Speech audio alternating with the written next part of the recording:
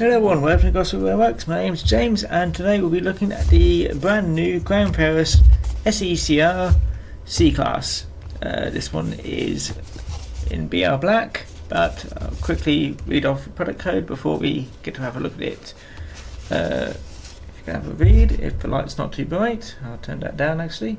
That's the wrong way. There we go. Zoom in. Thank you. Right, product code is 372777, which is quite easy for me to say. C-Class, running number of 31227, BR Black with early emblem, and as you can see there, it is the next 18 DCC, so it is DCC ready, and yeah, it's got a very nice decoder in it, which is actually very important to mention later. So let's have a look inside the packaging. We'll remove this bit first. You get the usual Bachmann warranty.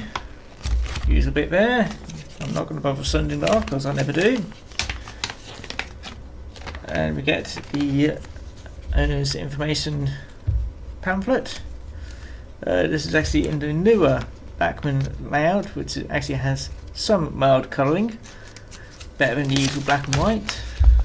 So showing you where to oil, how to add the DCC chip, and any other bits and bobs here and there.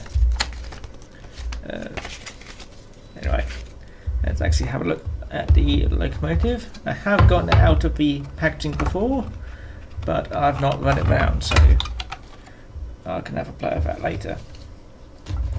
Need to get all these bits and bobs out of the way. Right. Also, we've got a outer shell.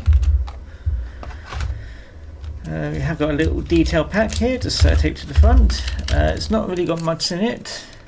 It's maybe a good thing, maybe a bad thing, but it's a thing. Inside the pack, you have got two little coupling hooks, dummy coupling hooks. We don't actually need them, but they're there if you want them. And we also have got the little door thingy. I don't know what they're called. Little doors which go in between the tender and the cab hats, things, whatever. Anyway, I'll pop that back in there because, like always, I don't use it, and we'll just get the locomotive out of plastic. I'll just tidy this away actually. Keep your workspace tidy, which is what I never do, but I attempt it anyway.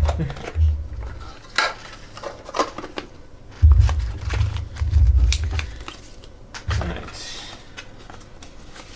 I'll pop that away later. Anyway, here we are. Okay, zoom in and move the camera a little bit. Here we go. Ooh. Very lovely C-Class. Like I said, I have been waiting for this for quite some time. Pre-ordered it originally with Hattons, but then they had their thing with Bachmann, then I changed it to Rails at Sheffield. But you see, it's very well detailed, and I have heard good things about it so far, and I'm looking forward to getting it on my test track. Right. Trying to show it off here, but as I said, you will be seeing it better later. You do have a very nicely well detailed cab, painted. Let's get the camera to focus on it. So individually painted bits, it's quite surprising, but it is a very open cab, so it makes sense to actually put a fair bit of detail there. There is glazing on the cab windows.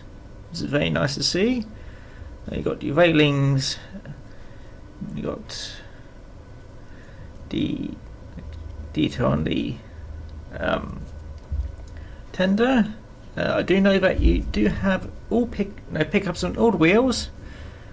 It is a very different pickup mechanism than usual. It's using a much older method, but in my opinion, if they must have had a good reason to opt to use. I think it's the wipers over buses. I'm not entirely sure, as I don't really look much into that. Basically, if it works for me. So, but obviously there must have been a good reason to go use an old method from the newer method, but may have been just a bit easier. You also mentioned you can get this in 2 other liveries. The other one is a simplified SECR green, and also a Southern water. I think it's Southern wartime black, or maybe just a later Southern black with sunshine lettering. I think maybe a bit off on that, but I'm doing BR, so BR black for me. What's it? The underside. You do, I said, there is pickups in the tender. However, it has got very different power transfer from the tender to the motor, which is just some small little wires here. So it's just got a basic. I can never remember the word. So crank rod, whatever. That's not crank rod. The little rod between the tender and the locomotive is basically just a bit of metal, but it has got little wires running between here and there. Sorry about the little cut then, I had to sort something out. Yes, I said the power is transferred from the tender via these wires, and yeah, to DCC it's extremely easy actually. You just grab the coal, try to anyway. Did this much better the other day.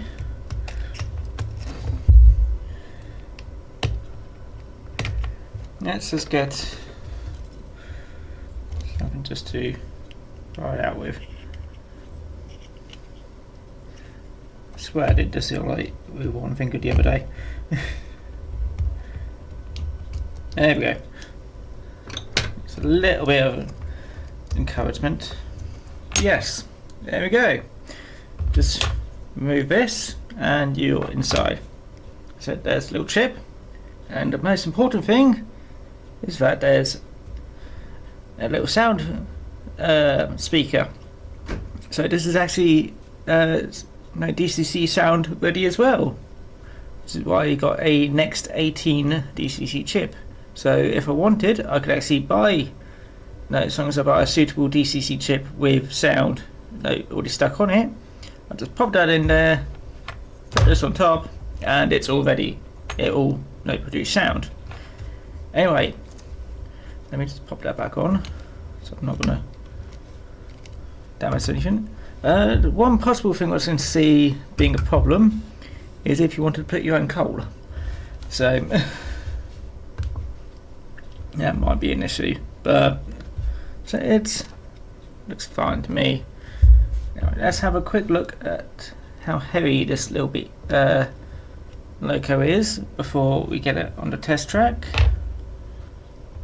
Just make sure it sits nicely on the track, and it weighs 41.4 grams. So it's not as heavy as its sibling, the N class, because that is about 50 grams. So not sound it properly, but it doesn't really matter for this. Yeah, it's not as heavy as the N class, but it's decent enough. I think it's actually about the same weight as the Depot Ivet 2M2, 2MT. I mean, so I think it's about the same weight as that, and that pulled fairly well. That did very well on my test. Also, just to mention, it does have the usual NEM pockets at either end, but you don't get any spare couplings. So same usual thing from Farish. Anyway, let me stop rambling on and I'll get this on the turntable and you can have a look at it going round and round, and I can actually tell you a bit more about the locomotive. So here we go. South Eastern and Chatham Railway C-Class is a class of 060 steam locomotive designed by Harry Wainwright and built between 1900 and 1908. They were designed for freight duties, but occasionally also used for passenger trains. They operated over the lines of railway in London and South East England until the early 1960s. The SECR held trials in November 1898 to decide on the standard freight locomotive design. Two existing 060 locomotives were tested: former London Chatham and Dover Railway B2 class, designed by William Kirtley, and the former South Eastern Railway O class, designed by James Stirling. The Kirtley design proved superior, and the new order for 40 locomotives based on it was placed. These new locomotives were designed by Harry Wainwright, the new chief mechanical engineer of the railway, and formed the first of the C class. In common with other freight locomotives in southern England, the class was very heavily used during the Second World War, and repairs and maintenance deferred. As a result, one locomotive had to be withdrawn in 1947, but the remaining 107 examples entered service with British Railways in 1948. Withdrawals of the remainder of the class began in 1953, but accelerated after the Kent Coast electrification in 1959 and 1956. However, 3 examples remained in departmental stock as shunters at Ashford Works until 1966. However, one locomotive, engine 592, has been preserved on Bluebell Railway, and in 2016 the locomotive was featured in the film Fantastic Beasts and Where to Find Them.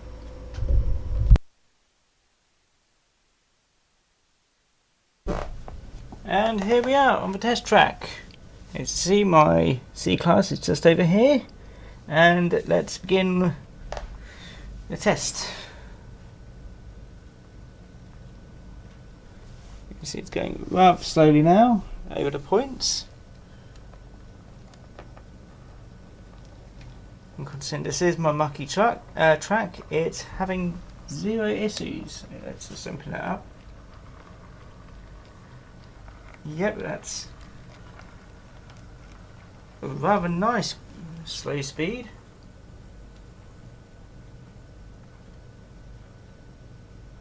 Probably a bit too slow there. On my old backing controller, this is a 15, so that's a very nice slow speed. And this is its first proper running. So let's give it a bit, let's speed it up to 20. And it has no issues on those set track points.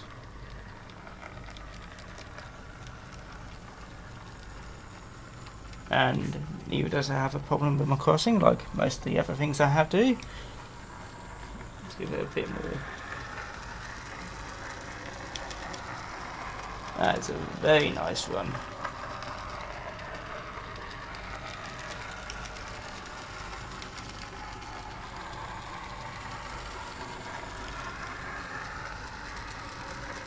I absolutely love this thing. It's now my new favourite 060. I don't really have many choices of 060s. Tender locomotives. The only other one on the market is the Q1. And while that runs nicely, this is just lovely. Let's give it a bit of speed. That's all at the 50, and as you can tell, it's happily going round. Now let's probably do the most important test. It's that one, that one.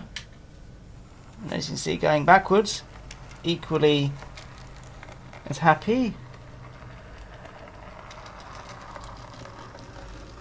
And going over them points, no issues. Let's see if she connects up properly.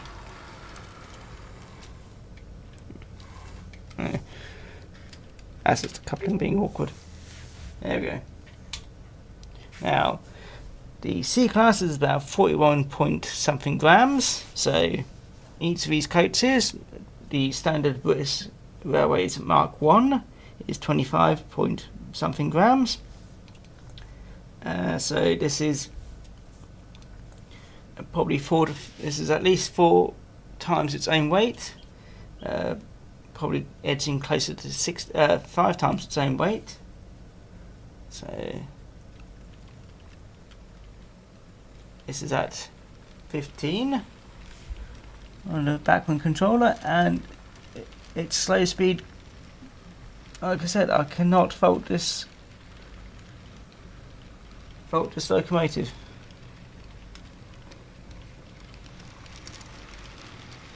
As far as I can tell, there is no wheel slip.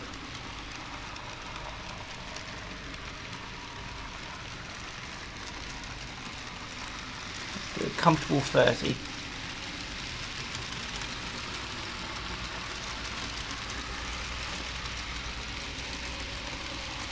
That is very nice. It doesn't seem to be having any issues whatsoever of this rake of coaches. Let's just count up how much this is. It's probably about 200 and 25. Yeah, it's about 200 grams of coats behind it, and the locomotive itself only weighs 41 grams. It could probably pull more, but I'm not going to try, mainly because it involves me getting more coaches out. But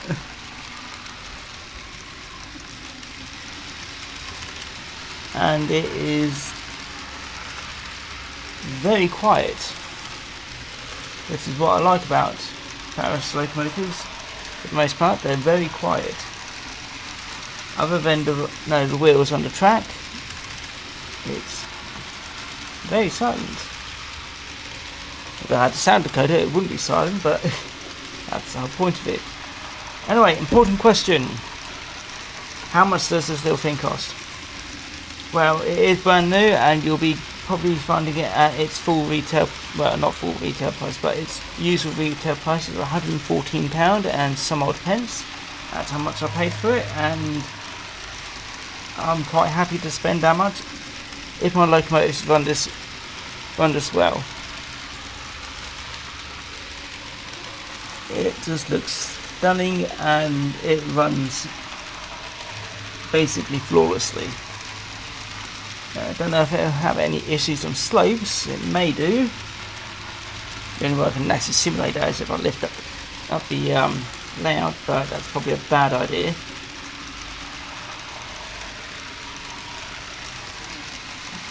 But in my opinion, no, I cannot really fault them at this. So if this is the new standard for Farish, no, I'm happy. Just need more southern locomotives, really. Anyway, so we get a nice close look at this model. We are roughly near track level.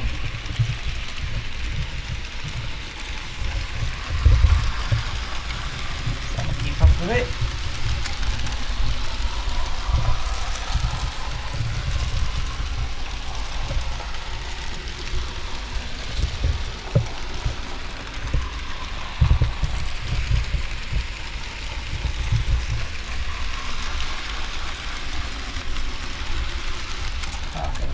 Now.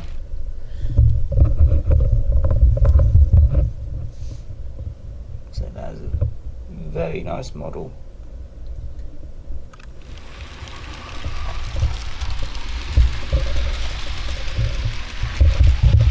Let's finish off in light.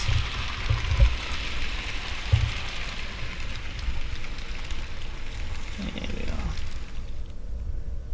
are. This has been James from Gosport Railworks, and I hope you enjoyed the video. I'll see you again next time. Bye bye now. That's as quick as you are. There you go. Alright now.